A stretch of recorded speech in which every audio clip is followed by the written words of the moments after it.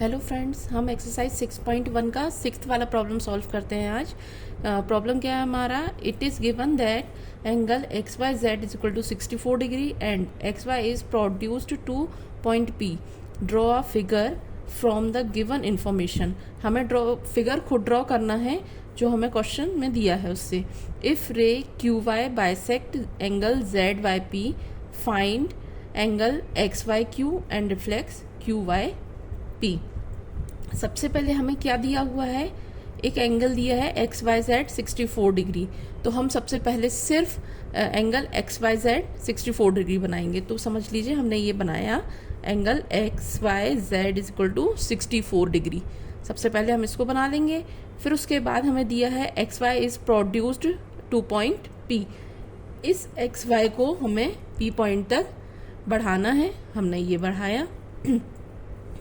अब इसके बाद if ray Y Q bisect angle Z Y P, जब हमने पी को यहाँ तक बढ़ाया तो हमारा एक एंगल बन गया जेड वाई पी। इसको एक रे क्यू वाई क्यू जो है बाइसेक्ट कर रही है, मतलब ये जो एंगल बन रहा है इसको दो पार्ट में, दो इक्वल पार्ट में डिवाइड कर रही है। ये जो क्यू वाई रे बनी है ये लिखा है हुआ। तो हमें फाइंड क्या करना है? Angle X Y Q.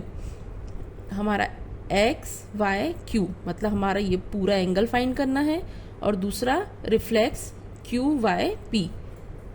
Q Y P reflex angle कौन सा कहलाएगा? क्यू वाई पी, ये बड़ा वाला, क्योंकि रिफ्लेक्स एंगल 180 डिग्री से बड़ा और 360 से छोटा होता है।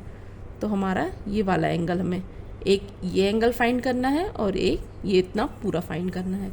तो सबसे पहले हम लिखेंगे गिवन हमें क्या क्या है।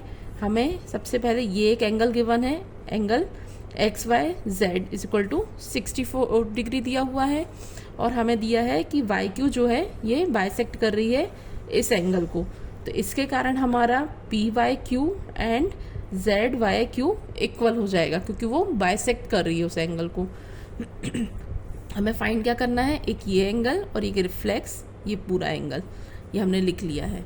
अब हम सबसे पहले क्या देखते हैं कि ये पी वाई एक्स जो है एक स्ट्रेट लाइन है, तो इन तीनों एंगल का सम क्या होगा?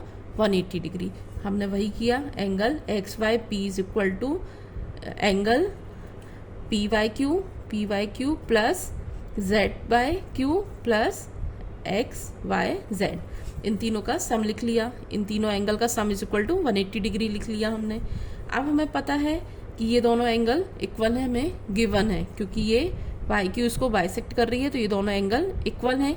तो हम इन दोनों का सम, जब ये दोनों इक्वल हैं तो इनका सम हो जाएगा twice of angle Z Y Q, और एक्स वाई जेड की वैल्यू 64 डिग्री हमने पुट कर दी। और अब हम क्या करेंगे?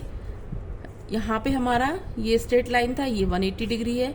अब हम इस 64 को इस तरफ लेके जाएंगे, तो हमारा 64 यहाँ प्लस में है, 180 के पास आएगा तो माइनस हो जाएगा। तो हमारा हो गया twice into angle Z Y Q is equal to 180 minus 64। 180 में से 64 माइनस किया तो हमारा एंगल आया 116 डिग्री।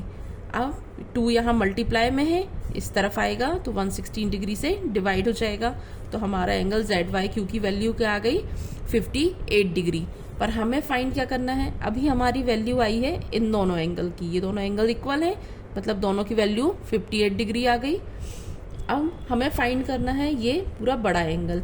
ये एंगल की वैल्यू 58 डिग्री पता चल गई है, तो अब हम इन दोनों का सम कर देंगे तो ये पूरा एंगल हमें पता चल जाएगा। तो हम करते हैं इन दोनों का सम। हमने क्या किया?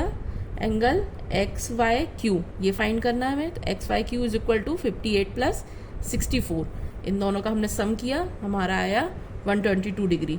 122 डिग्री मतलब हमारा एक आंसर आ गया, इसकी वैल्यू आ गई।